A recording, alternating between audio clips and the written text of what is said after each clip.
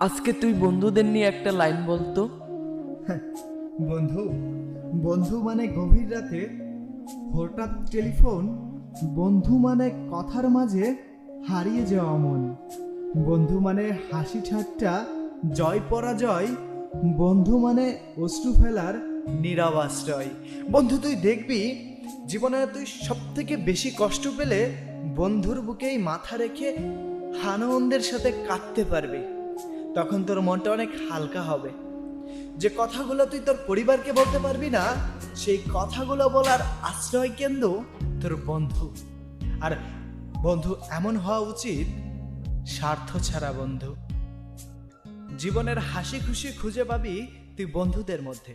আমি জানি প্রতিটা মানুষেরই একটা বন্ধু থাকে, যে মানুষটার কাছে মন খুলে কথা বলা যায়।